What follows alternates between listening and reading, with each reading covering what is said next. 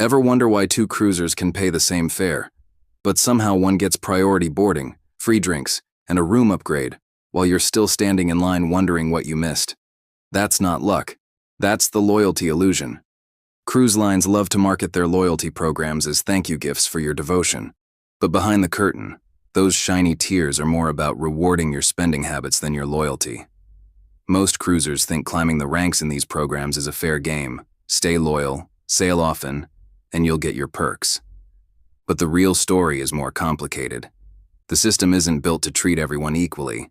It's designed to make you feel valued just enough to keep spending more. The higher you climb, the smaller the actual gap between tiers feels.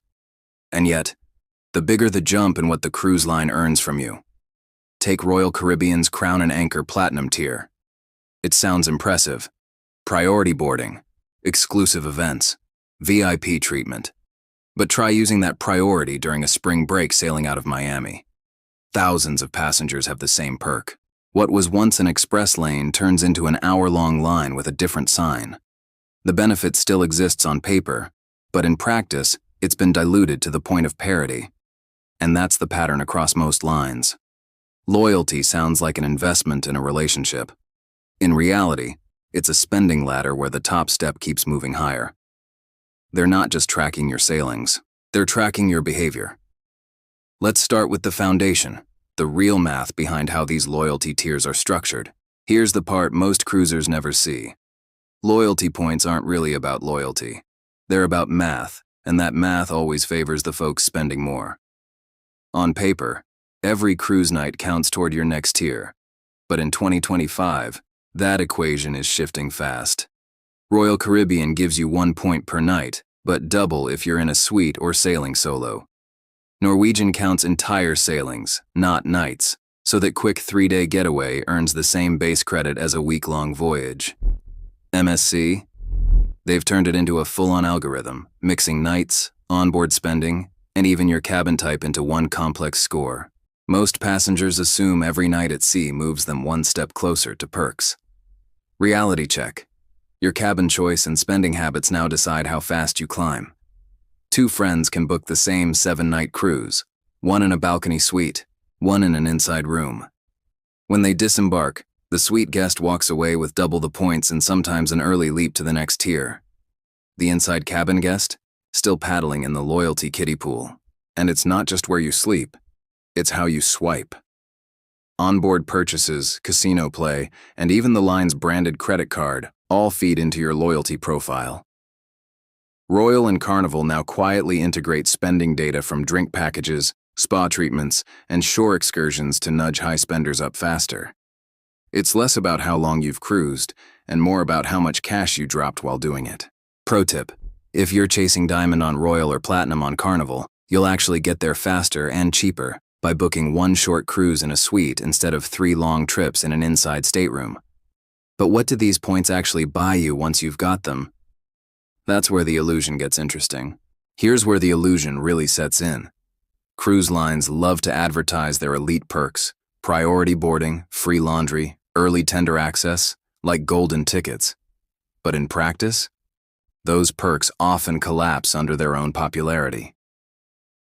Step into a priority boarding line on embarkation day, and you'll see the problem fast. When half the ship qualifies as priority, it's not really priority anymore. It's just a slightly faster version of waiting in line. Same deal with laundry and tendering. Elite members on Royal and Carnival have shared stories of 48-hour laundry turnarounds and tenders that still leave them sweating in the stairwell for 45 minutes. On paper, you're elite. In reality, you're standing shoulder to shoulder with everyone else holding the same exclusive tag. And that members-only lounge? Often overcrowded and stripped of its sparkle. What used to be quiet champagne hours are now self-serve soda setups with watered-down cocktails and elbow-to-elbow chatter. Veteran cruisers joke on Reddit that by the time you hit Diamond or Platinum, your reward is mostly recognition and a seat if you're lucky. If you sail during peak season or on a megaship, even top-tier loyalty doesn't buy you peace. It just gets you a different line to stand in. Families with kids? Expect chaos regardless of tier. Solo travelers or off-season cruisers may see more value simply because fewer elites are on board. Pro move. Don't chase perks for bragging rights. Focus on the ones that actually save money: Wi-Fi packages, specialty dining credits, or free laundry on longer voyages. Skip the cocktail parties and exclusive receptions. Those perks make great marketing, but they won't move your budget needle. And speaking of value, not all loyalty currencies are created equal. Let's rank the lines by their real-world return. So let's cut through the brochure fluff and talk about which cruise loyalty programs actually give you something back in 2025, in real, measurable value. We're ranking these by what you'd get in dollars, convenience, and stress saved per tier. Royal Caribbean's Crown and Anchor Society still sets the standard for balance. You start slow, but mid-tier perks like free internet, laundry, and discounts on balcony upgrades add up fast. Diamond status is the sweet spot. Good perks without having to cruise a lifetime. Best for travelers who stick with one line but want consistent, easy-to-understand benefits. Not for high rollers chasing luxury exclusivity, you'll top out fast. Celebrity Cruises Captain's Club plays a similar game, but skews premium. Couples benefit the most because point earnings double when you share a cabin. Plus, you can status match from Royal, making it a power move for seasoned cruisers. Best for couples or loyal Royal guests who want a quieter, more refined onboard vibe. Not for families or nightlife seekers. Celebrity's more wine bar than water slide. Carnival's VIFP Club starts weak. The first few tiers barely matter, but Platinum and Diamond tiers actually deliver. You'll see priority tendering, laundry service, and cabin gifts that feel tangible. Best for repeat Carnival fans who like casual fun and want visible appreciation. Not for minimalists or first-timers who won't sail enough to see payoff. Princess Cruises' Captain's Circle is a slow burn. The perks stack over time, and loyalty really shines after 10+ cruises. You'll get priority boarding and laundry, but little early excitement. Best for long-term planners and retirees who love routine. Not for deal chasers who switch lines often. Norwegian's Latitudes Rewards is casino-heavy and spend-based. If you drop money on drinks or sweets, your tier skyrockets. Budget travelers, though, barely move the needle. Best for gamblers or sweet guests, not for inside cabin loyalists. MSC's Voyagers Club is the wild card. Excellent for status matching, but inconsistent on board. You can jump tiers overnight by matching from another line, but the perks often feel hit or miss in delivery. Best for multi-line cruisers playing the system, not for those expecting US-style service consistency. Pro tip: if you sail 2 or more lines, MSC's match program can double your perks instantly. But there's another side to loyalty: the unofficial, unadvertised perks that don't appear on any chart. And that's where the real edge begins. Here's the part cruise lines don't advertise. The real loyalty system doesn't always live in the brochure. Every major cruise line has what insiders call shadow perks, a set of unlisted upgrades and comp privileges based not on your official tier, but on how you spend and who you know on board. Take Carnival, for example. You could be a first-time cruiser with almost no loyalty points, but if you rack up a few $1,000s in the onboard casino, their Casino Players Club might quietly give you a free suite or balcony on your next trip. Same thing with Norwegian. The Casinos at Sea program regularly gives VIP sailings to heavy spenders who've never hit their published Platinum or Sapphire tiers. What most cruisers believe is that only loyalty points unlock perks. What the pros know is that your spend profile and your personal relationships with the right crew members, like the hotel director, casino host, or your assigned personal cruise consultant, PCC, can fast-track your experience way beyond your tier. Those are the people who control cabin allocations, upgrade approvals, and special invites that don't show up in your app. Even your travel agent relationship matters. Top-producing agents often have access to unpublished perks like free specialty dining or early cabin access, and the cruise line rewards their clients for booking through them. One more subtle but powerful rule: keep your entire onboard spend tied to a single guest account. Split bookings or mixed traveler profiles can reset your tracking, making it look like you've spent less than you have. Pro move: always consolidate your reservations and spend under one loyalty number. That's what triggers the hidden recognition behind the scenes. And if you're thinking, okay, so how do I climb tiers faster without blowing money on drinks and blackjack? That's where the smart hacks start. Here's the secret playbook frequent cruisers don't talk about. You don't have to sail 50 nights a year to climb the loyalty ladder. The fastest path to elite status isn't luck. It's knowing how the system scores you and where the loopholes live. Let's start with status matching, the easiest and most underused hack in cruising. MSC's Voyagers Club will match your status from other cruise lines, hotels, or even airlines. If you've got gold with Marriott or Hilton Honors, you can often score MSC Gold instantly, skipping years of sea nights. That means immediate discounts, priority boarding, and welcome back perks on your first sailing.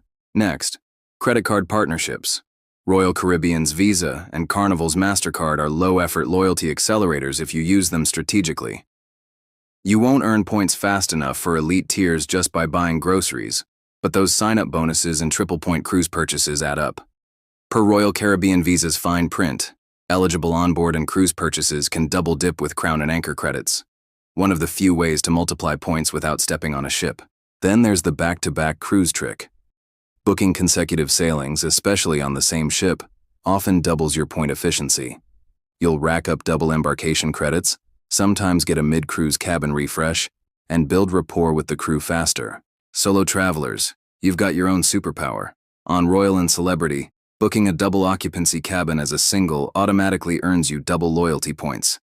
That's the cleanest, policy-approved way to climb tiers twice as fast, without needing a partner or paying hidden surcharges. What most cruisers do is chase free drink vouchers or laundry tokens. What pros do is stack bonuses, match status, use a partner card, and book consecutive itineraries that maximize credit per night efficiency. Do this right, and you'll move from entry-level to mid-tier in a single year, without overspending. But before you sprint too fast up the loyalty ladder, there's a catch, a hidden rule that can erase all your progress overnight. Imagine racking up 40 nights at sea, finally reaching that shiny platinum tier, free laundry, priority boarding, cocktail hours, and then losing it all because you took a break for a couple of years. That's the silent danger of cruise loyalty programs. Your perks aren't forever, even if you've earned them. Here's how the fine print works. MSC resets your Voyagers Club status after 36 months of inactivity, meaning if you don't sail again within 3 years, your hard-earned points vanish. Carnival gives you 5 years before you're downgraded, though many cruisers have reported surprise resets when systems update. Norwegian used to have no expiry, but their terms have quietly shifted to allow adjustments for inactivity. Translation: nothing is guaranteed unless you keep cruising. The most common mistake? Assuming loyalty equals lifetime access. Cruise lines use lifetime language in marketing, but the back-end systems treat loyalty like an active account, not a permanent badge. And when that clock runs out, your perks vanish without warning. One frequent Carnival guest told forums he logged in to book a new cruise and found his diamond status gone, 20 years of sailing wiped clean by a database reset. Here's the pro move. Sail short. A single 3-night cruise every 2 or 3 years can keep your status alive.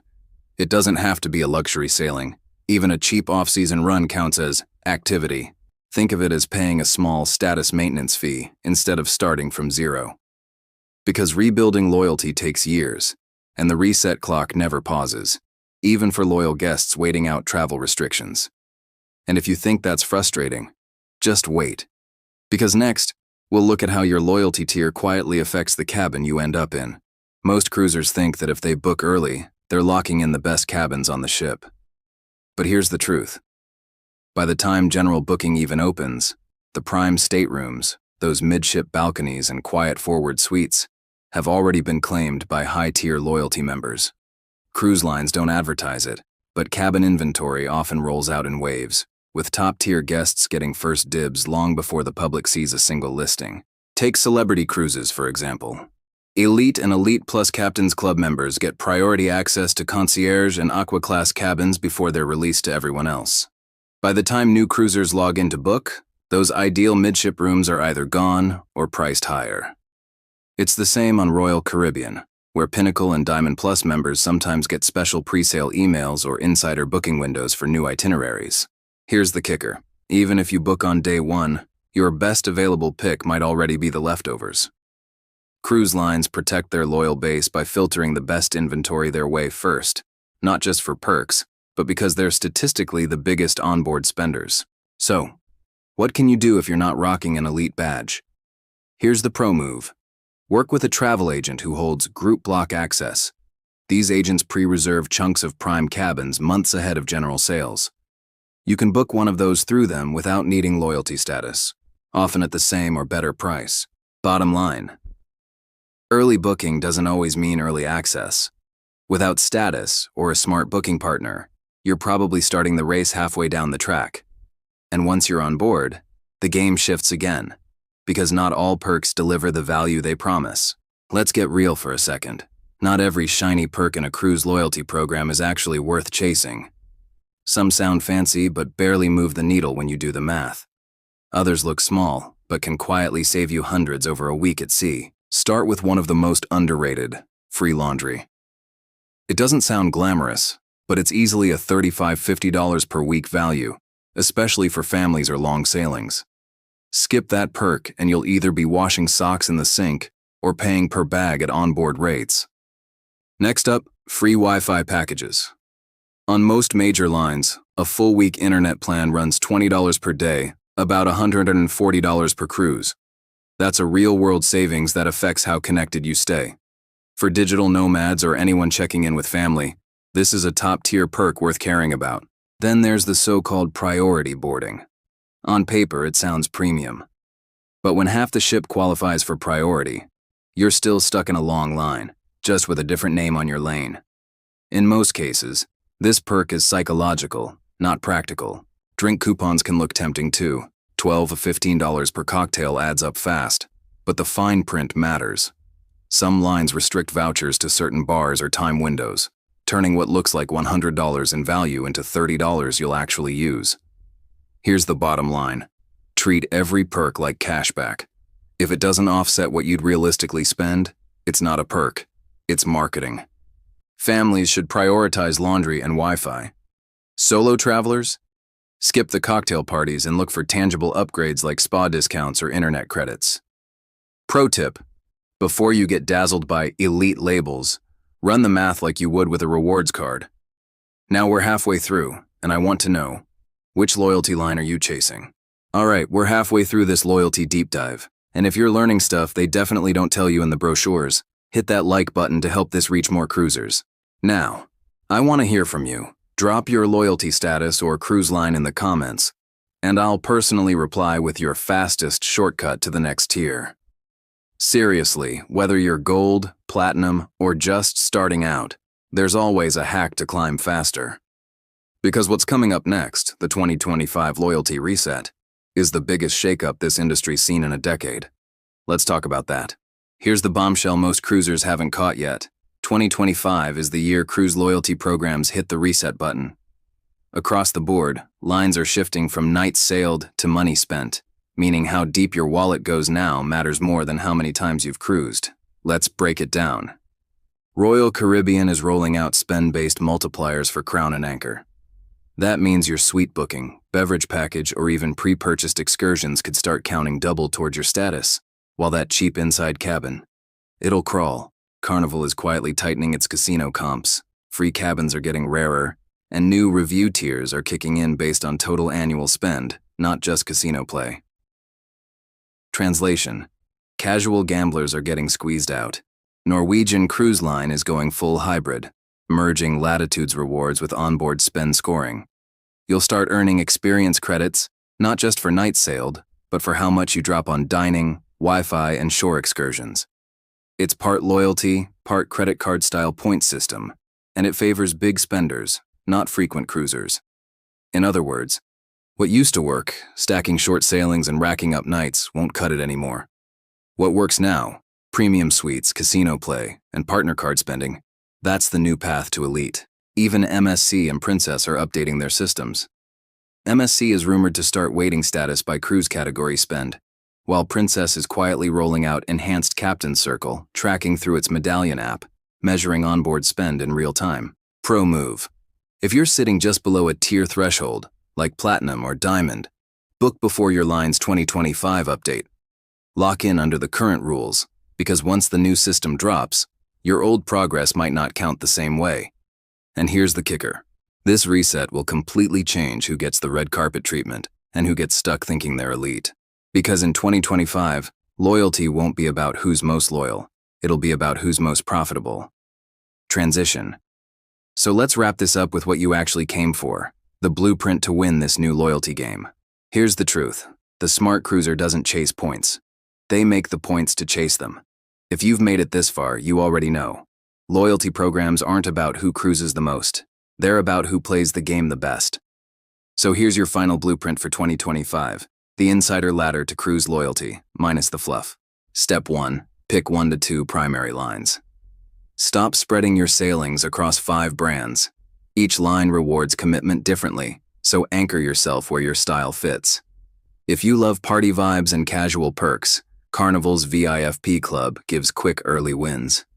If you're after luxury consistency, Celebrities Captain's Club or Princess's Circle will actually reward that.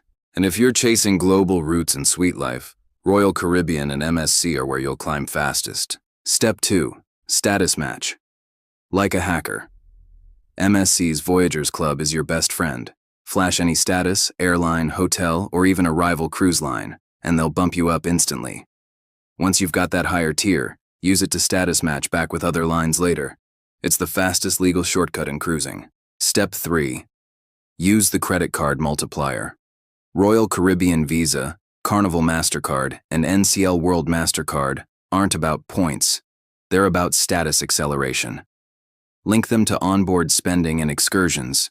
You'll quietly move up tiers faster than folks sailing twice as often. Step 4. Leverage group agencies. Pro tip, travel agencies that do group block bookings often have access to ghost perks, onboard credits, upgrades, or private cocktail invites that regular guests never see. You don't need elite status, just the right booking channel. Step 5. Protect your status. Even if you take a break, book 1 short sailing every 2 years to keep your account active.